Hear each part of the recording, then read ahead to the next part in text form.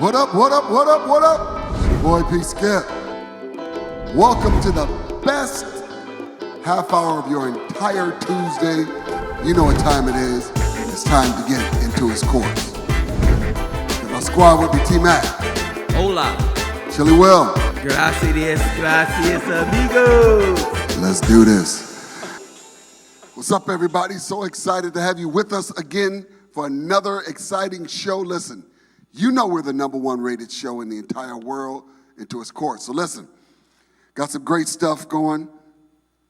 First of all, let's get into this scripture going from 2 Corinthians chapter 10, verses 3 through 5 in the Amplified says this. For though we walk in the flesh as mortal men, we are not carrying on our spiritual warfare according to the flesh and using weapons, the weapons of men. The weapons of our warfare are not physical weapons of flesh and blood. Our weapons are divinely powerful for the destruction of fortresses.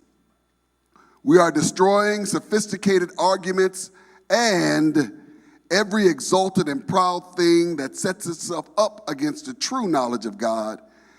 And we are taking every thought and purpose captive to the obedience of Christ. Now, I said that to say, in this season that we're in, there's so many things that we need to know that we cannot fight whatever fight we have with mere mortal weapons. We got to do this spiritually. And so, in dealing with this whole Black Lives Matter, racial equality, this can't be done physically. Guns, knives, bats, that's not going to win this war. It has to be done in the spirit, on your knees, in prayer, hearing from God, knowing what to do. Because you got to hear from God just to stay in a place of peace so you don't snap off. So it's so important that we look at things from that perspective. And with that being said, you know, we got some things we're going to talk about today. But first thing I want to do is, first of all, I just want to give a huge shout out and my condolences sent to the Gale Sayers family and the passing of the Hall of Famer, Gale Sayers. This man, for those of you who don't know, you may be too young to know who he was. Everybody talks about Jim Brown, but his numbers were just as good, if not better, than Jim Brown's. He was Walter Payton before there was sweetness. He was Barry Sanders before he was little. He was the best running back of his era and an amazing dude. He also was during that same time of dealing with that whole racial equality and black social equality too during that time, but an amazing dude. Now, he didn't have the same platform that Jim Brown was using, excuse me, but he was doing amazing things in sports. They say, arguably, during his time, he was the best running back during that era, and that's with Jim Brown still in there. Yeah, he might have been the most electrifying player in the NFL. He only played 6 seasons. His career was cut short due to injuries to his knees, but in addition to being a running back, he was also a kickoff and punt returner and was the youngest person ever inducted into the Football Hall of Fame, I believe, at the age of 34. But for his career being cut short due to those injuries, he may have been one of the all-time greats, statistically speaking, as well. So Gale Sayers was a class act, and from those that were with him, his contemporaries, his teammates, the owners of the team, coaches, etc., they say he, as a man, as a person, was as good or better than he was as a person. As a matter of fact, there's a classic movie called Brian's Song, That's right, which is that. about, Brian Piccolo, a former teammate of his that had some cancer. He was his, something like that. his running back mate. Yeah, his backfield mate who was dying, and they had a brotherhood and just love between them that transcended race. That was one of the highlights of that early era civil rights '60s movement, and they were a picture of what the best of what America could be. So Gale Sayers and your family, those survivors, again, our condolences to you. He was really, really a class act. Well, let me say this, too, about the great Gale Sayers. Gale Sayers was that graceful, stylish. Yeah. When you talk about the Eric Dickinsons and the O.J. Simpsons and the Barry Sanders, that flash, that style, that's what he was. Exactly. Jim Brown was a bruiser. Right. Was a big, run you over, big tank truck. Right. But Gale Sayers will get to you, fake you out, slip a tackle, spin, stiff arm somebody, and then gallop to the touchdown. A finesse player extraordinaire. And do either one of you remember his nickname? Anybody? The Kansas Comet. There you go. You remember that? yeah. His nickname was the Kansas Comet. Kansas Comet. Because he came out of Kansas. Right. Yeah. Good So call. to his Good family, he was, from everything I've ever heard about Gale Sayers, he was class personified as a man. Right. So to his family, to his friends, to his loved ones, R.I.P. Yeah, no doubt. Amen. R.I.P. No doubt. But staying in the whole football vein, and listen, I don't know if y'all heard, there's a rumor going out that has been confirmed. So is it still a rumor if it's been confirmed? It ain't no rumor if it's confirmed. The world is round. It's not flat. Has that been confirmed? So anyway, for those of you who don't know, the great Hall of Famer Deion Sanders has been named the new head coach of Jackson State University, which is a HBCU. And supposedly he has added some major Hall of Famers with him in Terrell Owens and Warren Sapp. Pastor, pardon me for interrupting you, but I will acquiesce this over to Tim. Because everybody don't know what HBCU means. And I know you know, Pastor Tim, so could you just break it down just to make sure everybody stay with us on this historic event? Certainly, my good man. The HBCU is an acronym for Historically Black Colleges and Universities. And it's a moniker that is great. I had a great privilege of going to an HBCU for a number of years. The real HU, Hampton University. No offense, Howard, folks, Howard Bison, the Hampton Pirates are the best. And HBCUs for African-American students, I think, is as close to utopia as you may be able to get. In many of the campuses that we have that are, white, predominantly white colleges, the African-American student body population is usually less than 10%. More often, about 3 or 4% on most major campuses. We're here in Wisconsin, I believe our Wisconsin Badgers, we have maybe about a 7% percentage of African-American students. So what you get at a black college, this is just, editorial commentary, you get community, you get the sense of belonging, and you come to a place where the vast majority of everybody, teachers, students, faculty, staff, look like you. And more important, they drill into you the whole notion that you as a black person don't take no shorts to nobody. You don't come second place to anybody. You are all that anybody that's got it going on can be, and they pump you up. As a matter of fact, when I left here, I went to a high school, Wauwatosa West High School at the time. We only had 14 blacks in my whole graduating class of over 200 people in that class. And when I got to Hampton University, I learned more in the African American Histories class in that semester than I had in my first 18 years of life. We went beyond just Dr. Martin Luther King, Rosa Parks, Frederick Douglass, all icons, each of them. However, our history is not limited to those handful of people. We have a rich tapestry of accomplishment, of brilliance, of tenacity and resilience that oftentimes you don't get in most settings that you come into. But when you go to a historically black college or university, it's a whole nother ball game. And you get a chance to see so much diversity of blackness. You would sometimes think that, hey, black people are either going brown skin, light skin, or kind of caramel. It's like Baskin Robbins, 31 flavors yeah, we're not of blackness. No, not at all. And so to get that kind of rich experience is more than just books and scholastic insight that you get. You get a whole cultural experience that is second to none, I think, in any other environment in the United States. And Pastor, I know that man was going to be passionate about that. And Right. I know it was going to come out of his Very soul. Yeah, I just knew he was. So, pardon me. Oh, no, you good. Continue. You good. Continue. So with that being said, Yes, sir.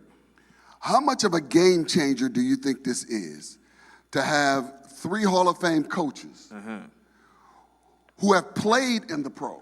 Wait. 3 Hall of Fame coaches. Yeah. Okay, Deion Sanders.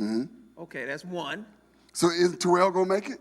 He's in. He's in Right. already. He's a Hall of Famer. Warren Sapp? He's in. That's 3 Hall of Famers. Are they the 3 coaches? Yes. Oh, that's 3 Hall of Fame coaches. 3 Hall of Famers. And it's verified. The world is round, and Right. that is 3.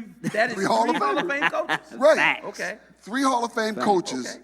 that were knows what it takes to be in the league, Oh my God. excel in the league, Yes. and stay in the league, Yes. are now telling you this is what it's going to take to get to that next level. Yeah. Are now with you every day, training you like they would train. Also, Man, and T.O. is in great shape, man. I Yeah. just saw him on TV doing something. Yeah, he was racing against Tariq Hill, the great And- receiver and from the was game. right- And beat him. And was Was just right- a step or so behind. Yeah. right, Yeah. you know, At so close to 50, What a blessing. so for sure. did this just change the landscape of college football? Because now, as a African American young man, Top recruit. top recruit, I can go to Alabama, play for a coach who puts players in, Kentucky, Duke, you Yep. know, blue chip But- schools. 4%. but Right. if I go on campus, I'm just one scoop of the raisins that's in all that oatmeal. Right. Or I can go to a black college, Jackson State. Jackson State, get the same exposure. Because with those 3 guys there, there's going to be TV. Oh, yeah. Yeah. There's going to be exposure. Yeah, we talking about it now. Exactly. There's also going to be, because of this whole COVID thing, the playing field has been leveled. Because I don't have to go to Alabama and play in front of 100,000 because there ain't going to be 100,000 there. We're going to have the same amount of people in the stands They now. could be streaming. None. You know, so I could go to a black college, have the same amount of people, be around people that are familiar with me, familiar with my culture, culture, yeah. understand me, and have put things in place that, you know, one of the major things as freshmen in college is a lot of them can't handle their first year as their most difficult year because of the mental and emotional and culture shock and change that happens, that they don't have that support system from home to say, you're going to make it, you can do it. A lot of them say, you know what, after their first semester or 2, I'm going home. Yeah. I don't like it, I can't make it. That happens a lot. It happens a lot. Yeah. Now you're in a place where everybody says, oh no, you're going to make it. Yeah. We got you. We got you, we're going to help you. And could some of this now TV revenue that's going to the Alabamas, that's going to the Tennessees, that's going to the Notre Dames, now start going here because the top 10 players are now there? Yes. Damn. This could change. Think about if all that TV revenue started going back to these HBCUs. Yeah. How would that change the amount of facilities they have, the education they're getting, Endowments. endowments, all of that? Endowments. All of that. Endowment. All of Sir. that. Yes, sir. How much of a difference could this possibly make? I think if I can just dive in, because this is a juicy question. And I think that there's 2 ways to look at it. For the short term, I think it definitely makes a splash. You get one of the most high-profile players, you know. Arguably just one of the best athletes to ever play ever. sports. Ever. You know what I mean? Sports. The only guy to play in Super Bowl and World I Series. mean, Deion was one of the best athletes ever. Ever. He That's is that's one of the best And he athletes played ever. both ways in the pros. In football. Yeah, He's yeah. one of the best athletes ever. hands down. So just from his athletic prowess, you have all of that, you know, moxie and accoutrements. In addition to that, you have a For guy. for the unknowing, what is accoutrements? Accoutrements are other artifacts or qualities that are added to a main thing. Extra cheese, kind of, Right. is what All right, accoutrements gotcha, are. gotcha. So in I addition- knew what you were talking about because I've heard you use that a bunch. right, I right. Right. So thank you, Pastor. Yes, sir. Yes, sir. It's all good. So in addition to that, you also have, he's also a marketing genius. Genius. Somebody who knows how to get flash, the prime time moniker and all these kind of things. Even his, debut as the coach was an entire pageant of sorts. So you have that, wow factor, that padow. I think the other things that will have to kind of come into play when you talk about, is it a systemic change, it's going to take more than just this, this flash for that to change. Almost like you got to, if you're on a Titanic, you can be turning the wheel. It might take you 20 minutes to turn the wheel to turn the boat 1 degree. You know what I'm saying? Right. So for it to be a whole sea change, there has to be a number. This has to be the start of a tidal wave for it to happen. Mm-hmm. But I think some of the things that might not necessarily jump out, but could also be factors, back in the 80s when Deion was at Florida State, Warren Sapp was at Miami, the University of Miami, the University of Florida, and Florida State were perennial top 10 teams. Right. Typically battling for the championship every single year. Every year. And 80% of their players back then came from the state of Florida. Right. So you can have a guy that goes like a Michael Irvin could go to, Miami and do his thing. Brian and Benny Blaze can go to Miami and do their thing. And they can be, let's say, the top player in Florida, but the second, third, fourth, fifth, sixth players in those positions in that same state could be a starter at any other D1 school. Right. So even if Deion can't get blue chippers, if he can go back to the state of Florida, Warren Sapp also from there, Right. and get just that Florida talent to build that program, you have now maybe a return to the glory days. And between the three of them, Florida State, Miami, and University of Florida, from I'll say 83 up to maybe 95, they won about 10 or 11 championships. Right. You know what I'm saying? Right. And now all the other schools go to Florida to get their players. You will find a top player from Florida on just about every roster in college football today. No doubt. So if he's able to be really, really excellent recruiter, if he can get a couple blue chippers and the rest just some solid guys who gonna believe, because you got him coaching, hyping them up, you got Warren Sapp doing his thing all in their face, and you got Terrell Owens.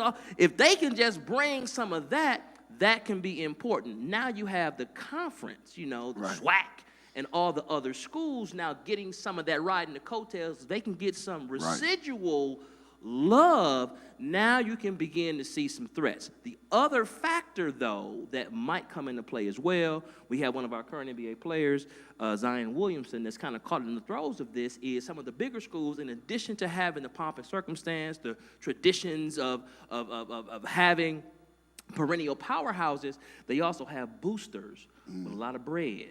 So I don't know if Deion and them, because they're going to be under extreme scrutiny, they ain't going to be able to slide nobody no duffel bag with $400,000 in it, or saying, you come to my school, I'll give your daddy a job at XYZ, one of the big companies in this community. So they're going to have to get around that too. So you have the tangibles or the official stuff, then you have the intangibles that are also at play here. So it might take a little bit of a minute to catch hold, but if he can go ahead and get to these strongholds of talent and turn out winners and send some folks to the NFL, I think you will begin to see that, hey, man, that was really the start of something, and it can be a domino effect over time.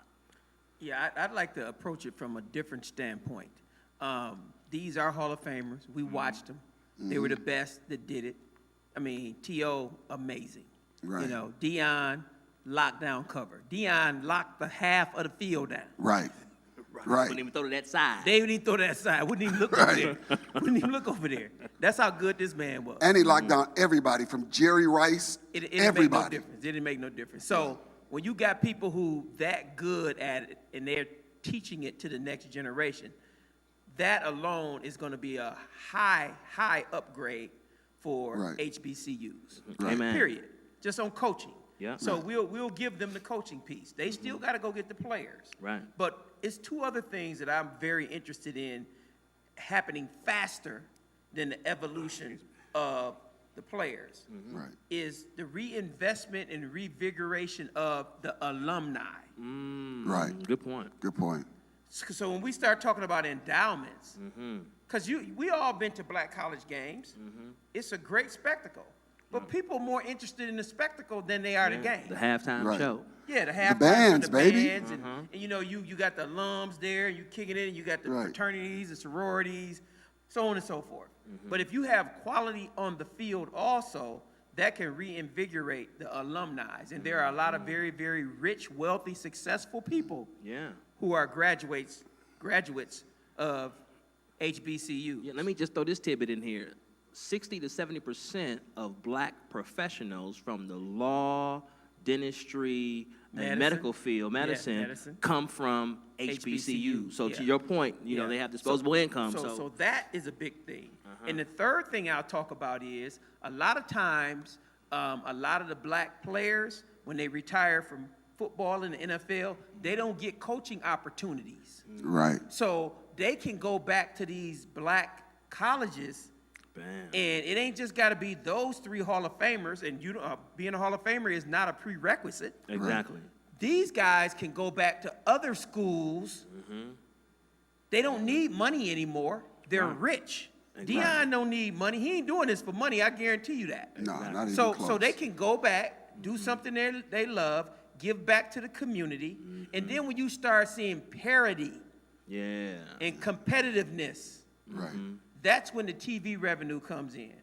That's when Exactly. people get more interest. Right. And then you give young, retired football players who have the desire to become coaches an avenue. Right. Exactly. So those are the things that I'm looking for that can happen much faster Right. than the rest of the things. But this, make no mistake about it, this is not a big deal.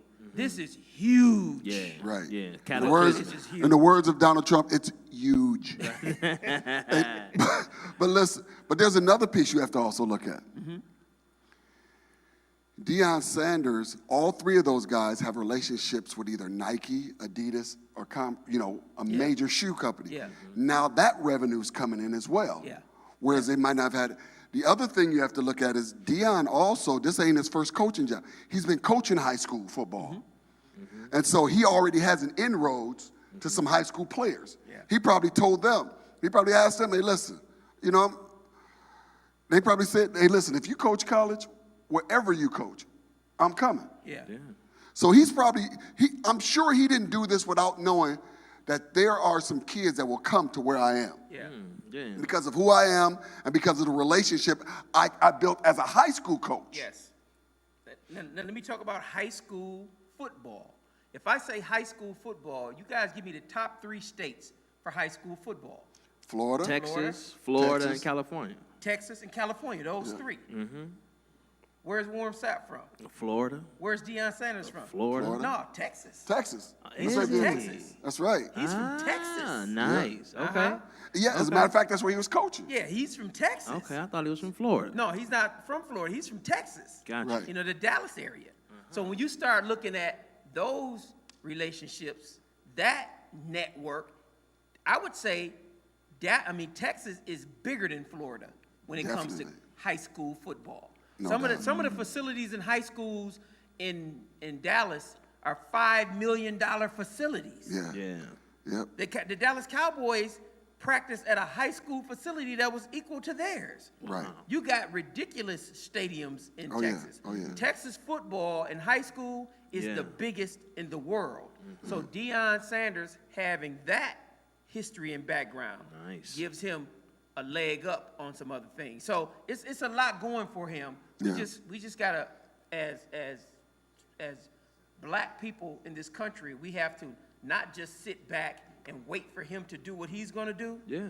We have to Jump in and help. Support. send a check. All hands on deck. Send a check. Yes, indeed. Tell Send you a what, check. Tell you what, Yes, indeed. our assistant pastor, shout out to Miss Dana World Patterson, she was Miss Jackson State. Was she? Yeah, when she was in college. Dana World Patterson was Miss Jackson State? Yep. Go on, guys. And so, I was just talking to Giles the other day. I said, dude, we should go see if we can get tickets to homecoming, just to go check it out. Because the last time I've been to a black college football game was the Circle City Classic. In Milwaukee? No. Circle City Classic is in Ohio. Indianapolis. No, Indianapolis, but it started in Milwaukee. Yeah, that's where it started at, right. But that's the last one I went to. Okay. It was absolutely amazing. Yeah, it is amazing stuff. It's right in at the stadium right there in Indianapolis where the Colts play. Lucas Field. Yes, so that's where they do their thing. But I would love to go there because I'm sure there's some mad energy Oh, yeah. with Dion and them being there. So, but who knows? Because who knows if they're even going to have people? They can't. You know, so. They can't. Still But gonna that be don't- some homecoming week. Oh, there's going to be some homecoming. That's still going to happen. But